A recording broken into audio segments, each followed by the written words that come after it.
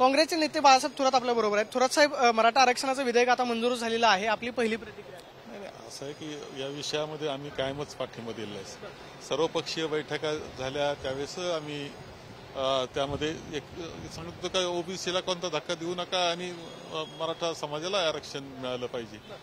त्यावर आज आम्ही एक पत्र दिलेलं आहे आणि ज्यावेळेस आमची गट प्रमुख सर्वांची बैठक झाली, आम्हाला बोलवलं होतं, त्यावेळेस आम्ही त्या पत्रावर समाधानकारक उत्तर द्यावं अशी अपेक्षा मुख्यमंत्र्यांकडून आम्ही केलेली होती।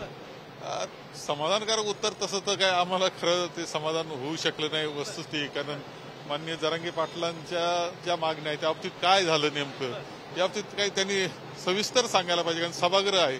तुम्ही सरकार म्हणून ज्यावेळेस बाहेर बोलता त्यावेळेस ती जबाबदारी आम्हाला माहिती करून घेण्याची ती असतीच असते, परंतु सभागृहाला विश्वासात घ्यावं अशी अपेक्षा होती। तितकं बारकाव्यानं त्यांनी आम्हाला काही माहिती दिली नाही। सरकारने आज मांडलेलं विधेयक आणि मनोज जरांगेंच्या मागण्या याच्यामध्ये तफावत आहे असं पाहायला मिळते, कारण त्यांची मागणी होती की सगळे आज जे केलं मनोज जरांगेंची मागणी आणि फरक आहे, कारण आज मराठा समाजाला आरक्षण देण्याच्या संदर्भातलं आहे। जरांगे पाटलांच्या बाबतीत मात्र काही आज कोणतं कामकाजामध्ये काही भाग नव्हता, परंतु तुम्ही त्यांना आश्वासनं दिले आहे, ते उपोषणाला बसले, एवढा मोठा समाज उत्सुकतेनं पाहतो आहे, तर त्यांचं समाधानकारक काहीतरी माहिती आम्हाला देणं आवश्यक आहे। जसं त्यांचं समाधान करणं आवश्यक आहे तसं आमचं समाधान करणं सभागृहाचं आवश्यक आहे। त्या बाबतीत मात्र आम्हाला समाधानकारक उत्तर मिळालं नाही ही वस्तू। विरोधी पक्ष म्हणून जे 10% आरक्षण आता राज्य सरकारकडून दिलं जाणार आहे नोकरी आणि शिक्षण त्याच्यामधलं, तुम्ही एक विरोधी पक्षनेता म्हणून तुम्ही त्याच्यामध्ये समाधानी आहात?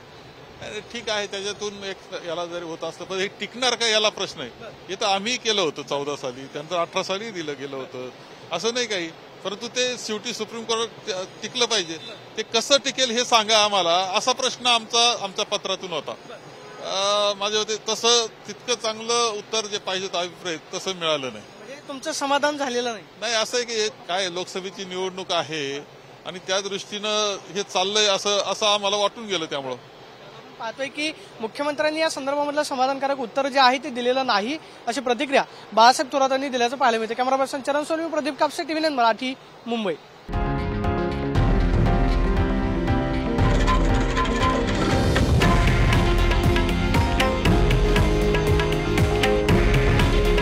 हे आहे देशातील नंबर 1 न्यूज नेटवर्क आणि आपण पाहत आहात TV9 मराठी।